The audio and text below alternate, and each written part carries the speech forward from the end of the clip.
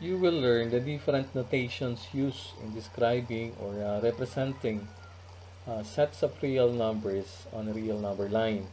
Okay, so we have here the different representation of sets of real numbers. Okay, number one, we have the set builder notation. Two is the interval notation, and the third is the graph. So all of this representation of sets of real numbers in a number line ay matututunan natin. Okay? We have number one, ano yung set builder notation? The elements are described but not listed. Okay? So ibig sabihin, may description lang yung elements na given set, pero hindi natin i-list siya. Okay? For example, we have a natural number. So we're not going to list all of the elements of this set of natural numbers, but rather we're going to describe the members or elements of this set or that belongs to this set. Paano? We use a variable x. Okay? We have x. We read this vertical bar as such that x is a natural number. X is the representation of the elements of the given set. And we have here the description of all of the elements of the given set. So, ibig sabihin, kailangan gagawa ka muna ng variable to represent the elements of the set, followed by the vertical bar, and then the description of the elements of a given set. So, since this is a natural number, we can say that x, such that x is a natural number. So, ganun po ang pag-represent ng set of numbers gamit po yung set builder notation. So, that is how we represent sets of real number using set builder notation. Number 2, we have interval notation. Okay? It says it represents a shaded span of numbers on the number line by showing the numbers at the end of the interval separated with a comma. So, ibig sabihin parang ordered pair ang representation ng interval notation. First number, comma, followed by the second number. Okay? So, enclosed in parentheses or enclosed in a bracket. That yun po yung dalawang symbols na ginagamit sa interval notation. Okay? Ano yun? Pag sinabi natin parentheses, ang ginamit natin, yun ang nagseseparate sa dalawang endpoints ng ating pong set or elements of the set. Yung ibig sabihin po ng parentheses, yung endpoints are not included. So, hindi kasama yun. Mamaya, I'm going to give you an example.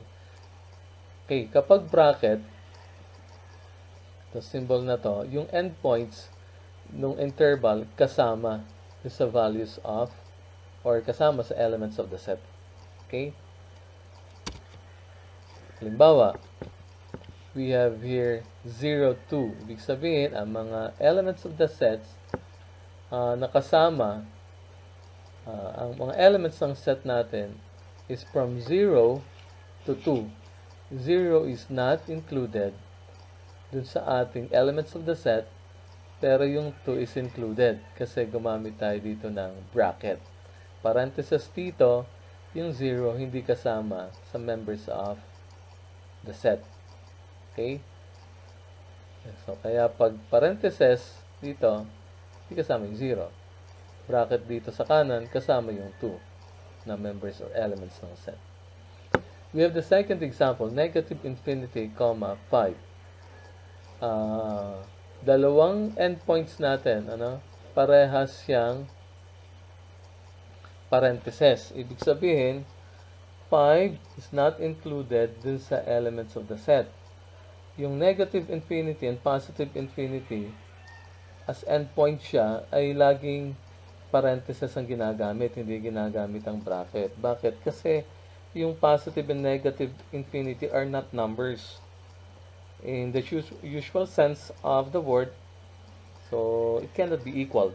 Okay, So, lagi po, pag positive infinity, ang endpoint po ng ating interval, gagamitin natin ay parenthesis symbol. Tinatawag din yung ating parenthesis na open interval at yung bracket natin ay close interval. Okay? So, ito, yung first example na 0, 2, na interval natin, ito ay half open interval. Ano? Kasi yung kabilang side lamang ng ating interval ang nakaparenthesis, yung other half bracket. Okay? Graph. This is another way of representing sets on real number line. Paano yun? Visually represents the set of numbers on a number line by placing a dot at the correct location for each number. So, ang ginagamit ko dito, dalawang uri ng circle. Ano?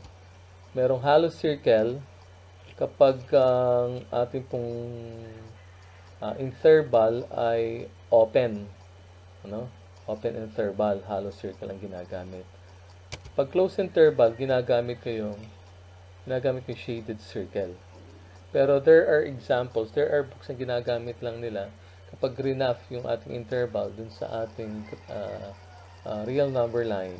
Ginagamit nila, instead of hollow circle or shaded circle, ginagamit pa rin nila ay yung bracket tsaka parenthesis. I'm going to give you an example kung papaano gagawin yon. Okay, ganyan ang ginagawa kong representation kapag graph. Okay, sa real number line. Ito yung tinatawag kong hollow circle, butas. At yung tinatawag kong shaded circle. Okay, pag shaded circle, yung endpoint na to, included sa elements of the set. While shaded circle, kapag yung endpoint dito is not included dun sa element ng ating given set. Okay.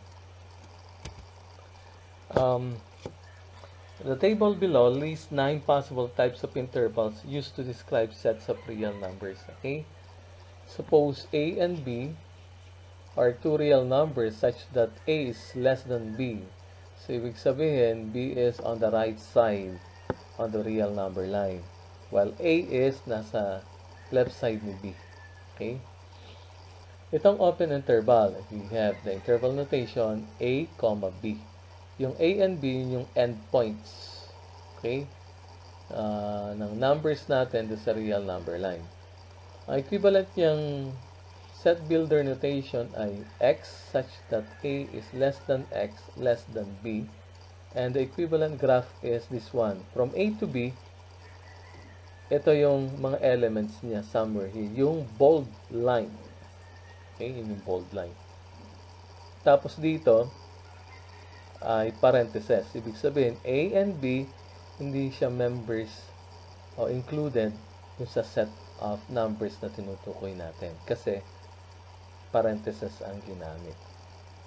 Pero kung gagamitin ko dito is hollow circle here and hollow circle also to the right. Kasi both endpoints hindi included or not members of a given set. For close interval, ganito. We have here the representation sa interval notation, bracket of A, B bracket, close bracket. Okay? So, ito yung dalawang endpoints. In set builder notation, x such that A less than or equal to x less than or equal to B. So, ibig sabihin, yung dalawang endpoints, members din or elements pa rin ng set natin. Kaya yung bold line here connecting the 2 points, we have here bracket on A, bracket din dito, close bracket on B. Okay, open bracket on A, close bracket on B. Ibig sabihin, A and B, both kasama sila or included sila dun sa ating set. Okay? We have half close, half open interval. Ayan, ito close siya kay A sa left side and then open siya dun sa other endpoint kay B.